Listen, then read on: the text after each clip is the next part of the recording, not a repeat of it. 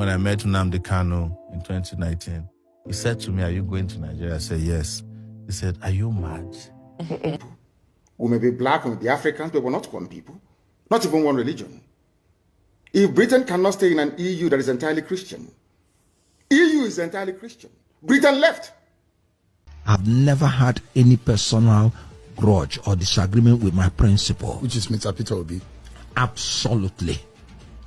You know, I just don't want to be talking about Peter Obi anymore. But I will say it because it's part of the issues that I raised. I want you guys to watch this particular video of Showore. He said about Peter Obi, according to him, that Peter Obi does not merit to become the president of Nigeria in coming 2027 because he's not strong opposition.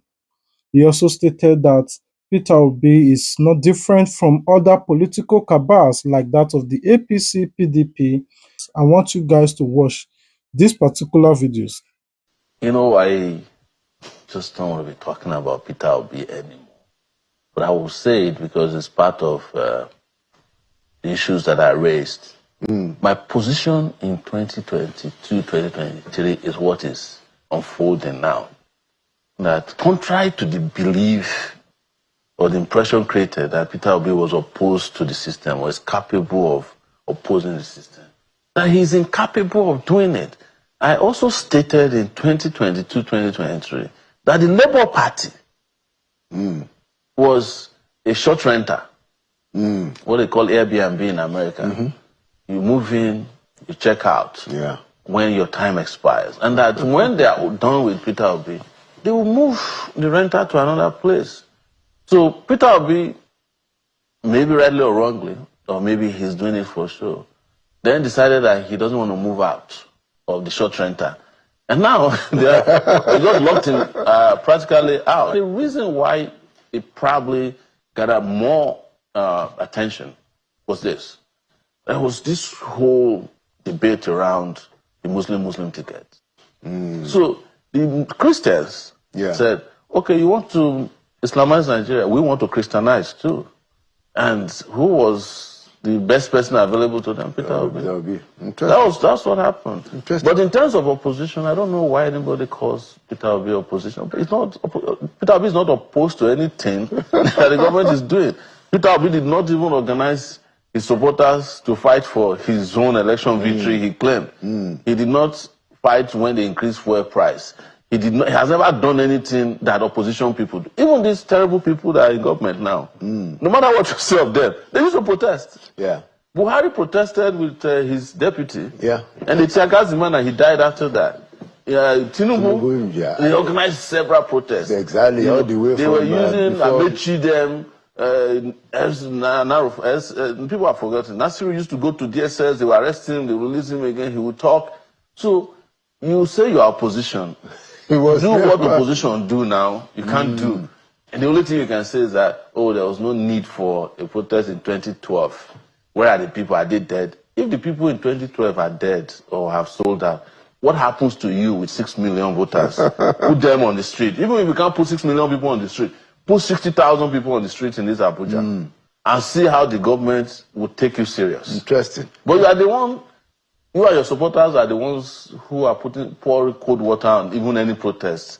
Because you don't want the country to change. You want it to be replaced. You want the Tinubu group to either be replaced by your own group or for Tinubu to assimilate some of, because look at all the Labour Party people in the National Assembly. They are not decamping back to where they are coming from. They are decamping to APC. So shameful. And this is the point we're making, that these guys were not real. In 2023, they were not real. In 2027, they're not real. And I'll say one last thing about them.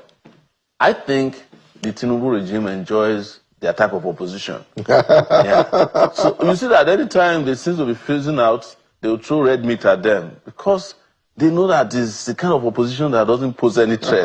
These guys are never going to get upset to the point that they will turn Nigeria to Mozambique, where somebody stole the election and the person who gave the election and the one who stole have not rested. You know, so even countries like Uganda, you know, Bobby Wine now, they are giving hell to the people, I the understand. dictators. I understand. So you have them. Nnamdi Kanu to me is a prophet. He's a prophet of God that God sent to this world to warn us. Just like the same God sent Noah to warn his people, but they ignored him. At the end of the day, when the flood came, all of them, they died. Nnamdi Kanu over the years have speak, cried, and voiced out to the people of Nigeria that the Fulani, this is their strategies, this is their plan, and this is what they are going to do. Everybody thought it was a joke. He said those words many years ago, but today everything he said, word to word, have come to pass. These are the people we should honor in our society today because they foreseen the future, and every word that they have spoken till today, none, not even one, have fall into empty ground, except that of Buhari when he said Buhari is a clone, that Buhari is long dead. Buhari is much more alive, and that only that aspect. But the things of Fulani, the plans of the APC, and everything that is said about them, all have come to pass. I want you guys to watch this particular video of Showore with Glitch TV when the Honest Bunch interviewed him, what he said about Nnamdi Kanu. I will be right back to give you accurate, precise prophecy of Nnamdi Kanu. I want you guys to watch the video. We'll be right back. When I met Nnamdi Kanu in 2019, he said to me, "Are you going to Nigeria?" I said, "Yes." He said, "Are you mad? I just left Nigeria. They came to kill me in my house. They killed 28 people." And I remember telling him, I said, "If you are still doing this Biafran thing, you are not safe anywhere. Because there's a global interest to keep Nigeria the way it is." So that, yes, oil can keep flowing in direction of multinationals. There are people whose interest is to make sure Nigeria doesn't progress so that the black man will not find his feet globally. So anybody who is also fighting them here, you are fighting that global economic interest. And that is what was clear to us during Ken Saro-Wiwa's death. The world could have saved Ken Saro-Wiwa. Even Mandela refused to make the call to Abacha. Or he said he called Abacha, Abacha didn't pick. All of them could have made that call and said, "Look, if you touch this guy, we are going to give you hell." But because, Ken Saro-Wiwa went and pressed the red button, which is oil. Do you know why Ogoni land has over 62 billion cubic feet of gas? 62 billion. This is not even oil, Gas. Because what most people don't understand is that oil is going out of business, but gas is going to be around for a long time. Yes. So that is what they're interested in protecting. And the guy who starts saying, "We own the thing," I would say, "What's your problem now, guy, man?" And they finished him. Global conspiracy. It's the same thing they did to Kanu now.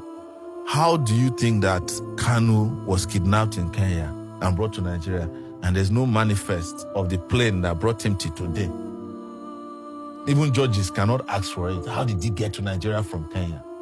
Who was the person who abducted him from the underground garage? Who was he expecting that made him to drive privately to that place and got kidnapped?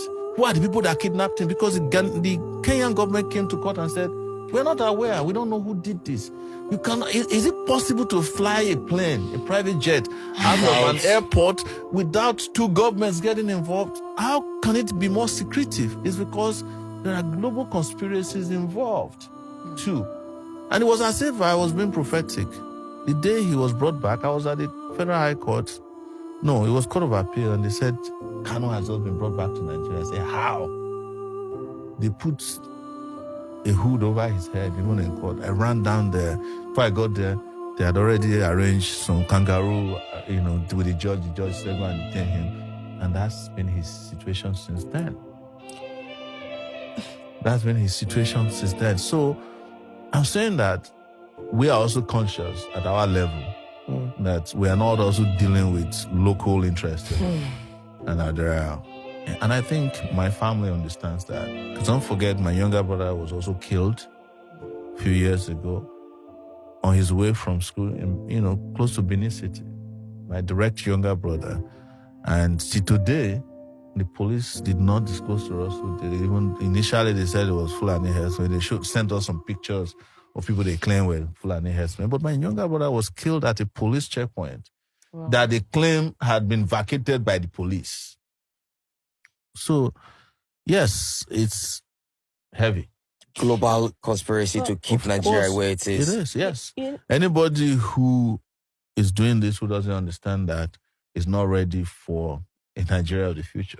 But people would say the definition, except you have another definition of your own revolution, but the main definition of revolution is forceful, takeover. And like Nedu said, bloodshed and stuff like that. How do you intend to make this work without also endangering the... No, because Nigerians are scared. The truth is, Nigerians are scared to die. They are fearful people. Yes, I understand. But I'm not going to sit here and tell you that you can, under any circumstance, get total liberation without a fight. Yes. Because even protests, they shoot at people. But what makes a revolution sweet is that it's the numbers you introduce into it. If a number of people, huge number of people, can convince themselves that it's time to move and they move together, you have limited casualty. You have limited casualty because the people who want to kill you will be outnumbered. That's why revolutions are very popular and sweet. But to say that somehow I can guarantee you that the day after we will not count some casualties, including some of ourselves. Do you think we'll ever get there where we'll say all of us will revolt? Yes, you think we'll ever get there? I believe so. And I just hope that when we get there, it will be done by reasonable people. The question. Now, you heard everything that is said in this video. I want you guys to hear your opinion in the comment section. What do you think it was Showore said? Do you think that the only solution for this country is to divide? Do you think we can fight together to make Nigeria a better country? Do you really think Peter Obi is different from the APC, PDP-led government? Me personally, I would say to some extent, Showore is right. Because Peter Obi eventually becomes the president of the Federal Republic of Nigeria. He's still going to move on like the rest presidents, like forgetting the past looted money. But person like Showore, to me, if eventually becomes president, believe it or not, he will become the most decorated president in the entire Republic of Nigeria, if not in Africa, like that of Burkina Faso president, who is brutal, no mercy for the corrupt politicians. Let's assume, just on your own, imagine it that Showore is the president, Nnamdi Kanu is the EFCC chairman. Do you think they will be held out for any past corrupt or present corrupt politicians in Nigeria? All of them that have eaten Nigerian money, they will have no option than to vomit it. Though, me personally, I also strongly believe that it will be over their dead body rather for them to allow a person like Showore to become president in Nigeria. Why? Because there are strong cabals who controls the nation, not just in Nigeria, across the globe, across the entire universe, like the Western world will not allow it. Consistently, we have posted in this platform to see all African leaders, how they are weak, sick, most of them are even handicapped. They prefer them to remain in office because they are doing nothing, favorites to the Western world, helping them to loot their resources. That is the kind of people they want to besiege upon Africa. Weak presidents will always be the one they preferred over Africa. But what to say, I will let you guys to make decision in the comment section. If you have any better suggestion on how to make Nigeria work, please comment it in the comment section. Let's rub minds together. All these things that is happening in Nigeria, for me, it is no longer funny. The way Fulani are doing their own thing. One thing is for sure that every one of you should learn as a lesson is that don't think arresting Fulani and handling them to the police will do you good. And stop recording anything that you do to these people and post on social media. It only triggers these people because these people, they don't value their life. How can somebody leave their respectful home and go to the forest and be living on that cave? You want to challenge that kind of person. How many of you can do that? Be living inside the forest all their life. So these are people that don't know the value of life. So if you must do something, do it codedly. Don't do it in a way like you put on social media to prove points. If there are 1 million Fulani you caught in your forest doing atrocity, sweep them. In whatever way you know you want to sweep them and don't post. And that will do your community good. Posting, these people, they don't even have them. You just send more information for them to come and retaliate. All right, I love you guys. God love you more. If you love us, the only way you can show your love to us is to like this video, comment your thoughts about our videos, and above all, subscribe if you have not done so. If you subscribe and you find this video interesting, please turn on your notification bell because there are a lot of videos coming to this platform, and there are other content waiting for you already on our platform. You will enjoy a lot of accurate informations and news and entertainment on our platform. Until we meet again, stay tuned, Plan B TV.